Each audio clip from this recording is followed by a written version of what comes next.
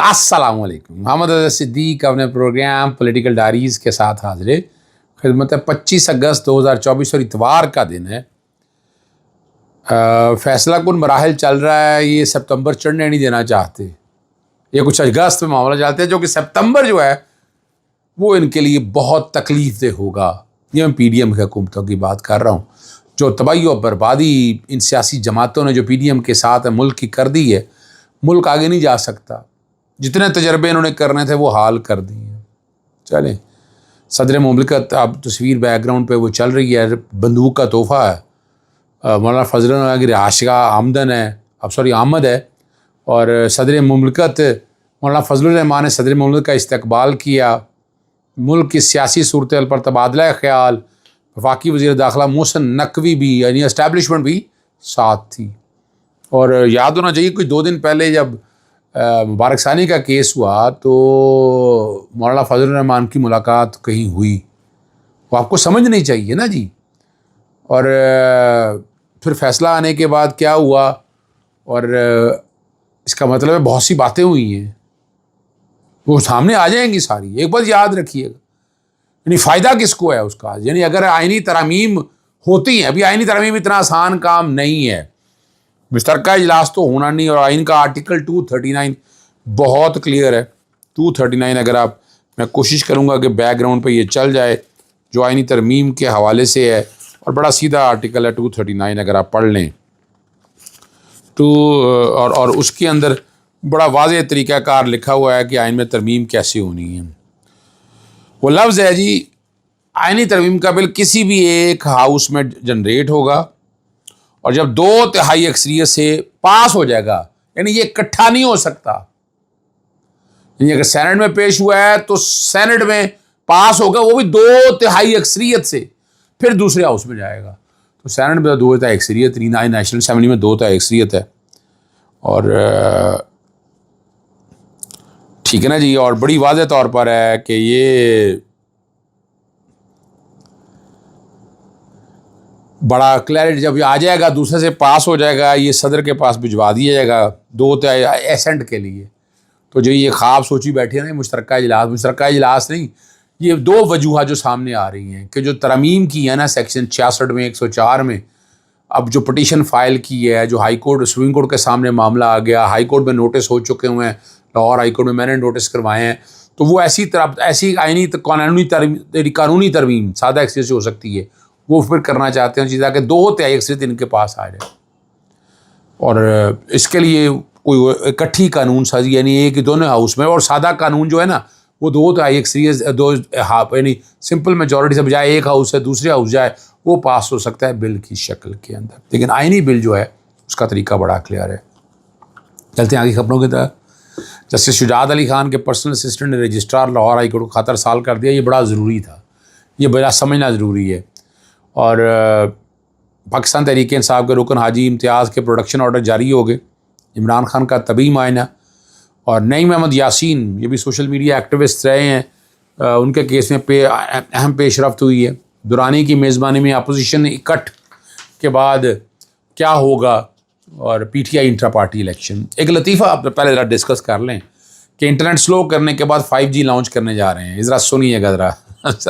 یعنی کیا بندہ بات کرے، اب کیا کہیں. میجر جنرل ریٹائرڈ ہیں، اور قائمہ کمیٹی برائے آئی ٹی اور ٹیلی اپریل 2025 تک متعارف جی کام سروس میں بتایا کہ ملک میں 5 کرا دی جائے گی. اور آئی ٹی اور ٹیلی کام میں چیئرمین پی ٹی اے نے بریفنگ دیتے ہوئے کہا اس نیلامی کے ذریعے یعنی یہ پیسہ بنانے کی مشین لگ رہی ہے. میں بتا دوں آپ کو کہ کون زیادہ بولی دے گا یہ پیسہ بنانے کے لیے. اور کیا ہو رہا ہے اس ملک میں؟ کرپشن کا کھلی ہو رہی ہے، کوئی پوچھنے والا نہیں ہے یہاں پر. اور نئی کمپنیوں کو راغب کرنے کی کوشش کی جائے گی. یہ کہہ رہے ہیں مارکیٹ کو وسیع کیا جا سکے، مقابلے کی فضا کو فروغ دیا جا سکے. یہ پاسبل ہی نہیں ہے. پاکستان وہ ملک نہیں ہے جو یو کے اور برطانیہ جہاں جتنی کرپشن جس حد تک سرایت کر چکی ہے، یہ نہیں ہو سکتا. اور یہ کہہ رہے ہیں کہ یہ جو بحالی جو ہے نا انٹرنیٹ کی 27 اگست تک ہو جائے گی. پٹیشن میں نے فائل کر دی ہوئی ہے، اور 27 تاریخ کو یہ لگی ہوئی ہے، یاد رکھیے گا. نعیم بٹ ہمارے دوست ہیں، انہوں نے بڑی زبردست بات کی ہے کہ جب اور اس کا ثبوت اب میں نے شروع میں بتا دی ہے. انہوں نے کہا جیسے ہی ملاقات ہوئی ہے تو 3 رہنمائے کو اپوزیشن کو تقسیم کرنے کا ٹاسک دے دیا. اپوزیشن سے خفیہ رابطے کیے.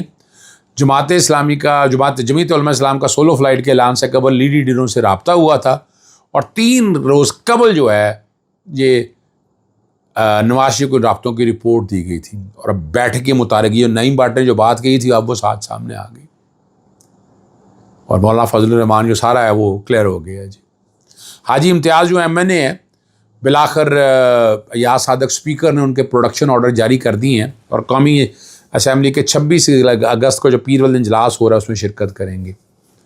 اور جو ہے نا صدر مملکت نے قومی اسمبلی اور ایوان بالا سینٹ کا اجلاس طلب کیا تھا اور قومی اسمبلی کا اجلاس 26 اگست کو طلب کرنے کا نوٹیفیکیشن جاری کر دیا تھا. 3 روز قبل جو ہے قومی اسمبلی کے رکن حاجی امتیاز احمد کے پروڈکشن جاری ہونے کے بعد پیش نہ کرنے پر پی ٹی آئی اراکین اسد کیسر کی طرح D G anti corruption Punjab, I G police, I G jail خانہ جات، ڈی پی او گجرات اور ڈی پی او منڈی کے خلاف تحریک استحقاق اور یہ سزا دی جا سکتی ہے. پرنسپل سیکرٹری اور اس سے متعلقہ کام کے نامے بھی شامل ہیں جنہوں نے قائمہ کمیٹی برائے ہوابازی کے چیئرمین کے احکامات آگے نہیں بھیجے. اگلی بات بڑی اہم ہے، جیسے شجاعت علی خان کو اگنور کیا جا رہا فار نو ریزن. سینئر جج ہیں ان کو لاہور رجسٹری بیٹھنے نہیں دیا جا رہا. اب نظر آ رہا ہے جو باتیں ہیں، یعنی ایک سینئر جج کی تذلیل اس طرح سے کی جائے اور وہ بیمار ہیں، میں اچھی طرح سے جانتا ہوں، وہ ایسی تکلیف ہے ان کی اور کئی دفعہ وہ چیمبر میں بیٹھ کر کیس سنتے ہیں، یہ بھی ریکارڈ کے بات ہے. اور جیسے شجاعت علی خان کے اسسٹنٹ جو رجسٹرار انہوں نے رجسٹرار لاہور ہائی کورٹ خاطر سال کر دیا. انہوں نے کہا کہ پرنسپل سیٹ پر عدالتی ذمہ داریاں ادا کرنے کے لیے تیار ہیں اور سرجری کے باعث راولپنڈی بینچ پر فرائض انجام نہیں دے سکتے. اور قائم مقام چیز جیسے لاہور ہائی کورٹ کو پہلے سے آگاہ کیا جا چکا ہے اور خاتمہ لکھا ہے کہ ڈاکٹر نے جیسے شجاعت علی خان سفر سے منع کیا. آئندہ ہفتے سے لاہور ہائی کورٹ میں پرنسپل سیٹ پر کام کرنے کے خواہش مند ہیں. دیکھتے ہیں اب کیا ہوتا ہے اور کیا حالات سامنے آتے ہیں. اور یہ بڑا یعنی گیم از آن، یاد رکھیے گا گیم از آن. اور جیسے شجاعت علی خان ان کا مبارک ثانی والا کیس اس کے حوالے سے جو قرآن مجید کی تحریف پہ بڑا فیصلہ دیا اور اسی لیے مافیاز ان کے خلاف بہت سے اکٹھے ہوئے ہیں. عمران خان کا ڈے جیل میں طبی معائنہ کیا گیا. شوکت خانہ اسپتال کے ڈاکٹر اڈیالہ جیل پہنچے گئے تھے اور 8 اگست کو یہ درخواست دی تھی. آپ اندازہ لگائیں کچھ روز سے ٹیٹنس مرض کی شکایت ہے، کانوں میں سیٹیاں بجتی ہیں، سر بھاری ہوتا ہے اور چکر آنے لگتا ہے. عمران خان صاحب کو اس سے قبل بھی یہ مرض ہوا تھا. سرکاری ڈاکٹر نے طبی معائنے کے بعد پاکستان تحریک کا انصاف اور عمران خان صاحب کو دوائی تجویز کی تھی اور سرکاری دوائی لینے سے منع کر دیا تھا. یہ ضروری تھا یہ سمجھنے کے لیے. اور اسلام آباد ہائی کورٹ بڑی اپنا مبارکباد کی مستحق ہے. اب آہستہ آہستہ جو ہے نا وہ لوگ جو اتنے دنوں سے اغوا تھے وہ واپس آنا شروع ہو گئے. یہ کریڈٹ جاتا ہے جناب جسٹس میاں گل حسن اور میں تو سامنے تھا، انہوں نے تو بڑی وضاحت کے ساتھ بتا دیا تھا.